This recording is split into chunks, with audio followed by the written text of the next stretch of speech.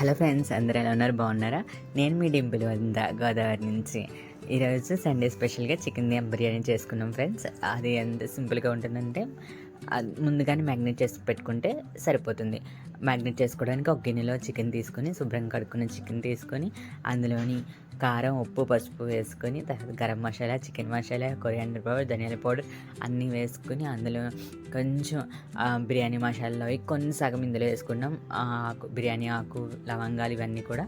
తర్వాత అందులో పెరుగు, నిమ్మరసం, ఫ్రైడ్ ఆనియన్స్, కొంచెం ఫ్రై చేసుకున్న ఆనియన్స్లో ఆయిల్ ఉంటుంది కదా, ఆయిల్ వేసుకుని మ్యాగ్నేట్ చేసుకుని 1 అవర్ ఫ్రిడ్జ్లో పెట్టుకోవాలి. ఫ్రిడ్జ్లో పెట్టుకున్న తర్వాత 1 అవర్ తర్వాత ఏదైతే బిర్యానీ పెట్టుకోవాలనుకుంటారో ఆ గిన్నె తీసుకుని అందులో ఆయిల్, నెయ్యి వేసుకొని అది కొంచెం హీట్ అయిన తర్వాత బిర్యానీ కింద మసాలాలు తీసుకున్నాం కదా, ఇంకా ఆకు అవన్నీ ఉంటాయి కదా, అవన్నీ వేసుకోవాలి. లవంగం అవన్నీ కూడా అన్నీ వేసుకున్న తర్వాత ఆనియన్స్, 2 మిర్చి వేసుకోండి ఫ్రెండ్స్. కారం తగ్గట్టు మీకు ఎన్ని మిర్చి కావాలంటే అన్ని మిర్చి వేసుకోవచ్చు. నేనైతే 4 మిర్చీస్ వేసుకున్నాను.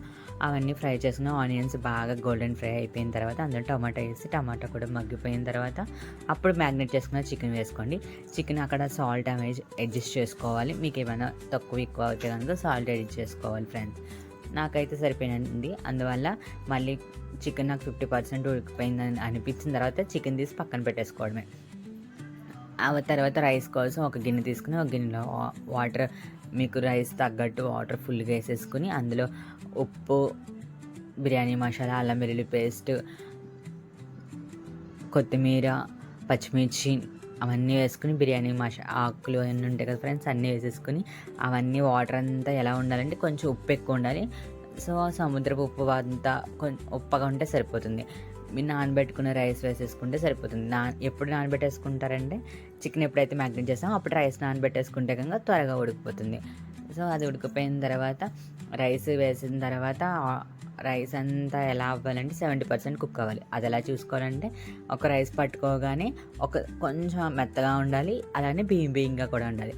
సో అలా ఉన్నప్పుడు రైస్ మనకు 70% ఉడికిపోయినట్టు.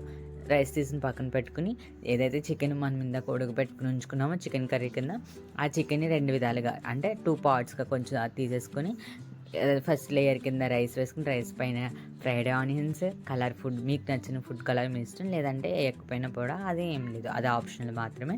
తర్వాత జీడిపప్పు అవన్నీ వేసుకుని నెయ్యి కూడా వేసుకుంటే బాగుంటుంది కాబట్టి నెయ్యి కూడా వేసుకుని నిమ్మరసం కూడా వేసుకోండి ఫ్రెండ్స్. తర్వాత సెకండ్ కూడా మళ్ళీ కర్రీ ఏదైతే తీసుకున్నామో పక్కన అది వేసేసుకుని చికెన్ కర్రీ. తర్వాత మళ్ళీ రైస్ వేసుకుని ఫ్రైడ్ ఆనియన్స్, కొత్తిమీర, బిర్యానీ మసాలా పౌడర్, నిమ్మరసం, నెయ్యి వేసుకుని దమ్ పెట్టేసుకోవడమే. దమ్ 20 మినిట్స్ పెట్టుకోండి ఫ్రెండ్స్. 20 మినిట్స్ తర్వాత స్టవ్ ఆఫ్ చేయండి. వెంటనే కనుక దమ్ తీయకండి. పైన పరువు కోసం నేను దంచుకునే అల్లం వెల్లుల్లి పేస్ట్ దంచుకుని గిన్నె పెట్టాను. సో నాకు బరువుగా ఉంటుందని చెప్పి తర్వాత అది 20 మినిట్స్ అయిపోయిన తర్వాత కట్టేసి కానీ మళ్ళీ తీయకండి. ఒక 10 మినిట్స్ తర్వాత ఓపెన్ చేస్తే yummy tasty chicken biryani ready అయిపోతుంది. బిర్యానీ మాత్రం యమ్మీగా ఉంది ఫ్రెండ్స్. చూడండి పొడిలాడితే ఎంత బాగా వచ్చిందో. మీకు కనుక నచ్చినట్లయితే నా video please subscribe to my channel, Dimple Vanitha channel. Please like చేయండి, షేర్ చేయండి, కామెంట్ చేయండి. Thanks for watching. ఇట్లీ మీ డింపుల్ వనిత వెస్ట్ గోదావరి నుంచి.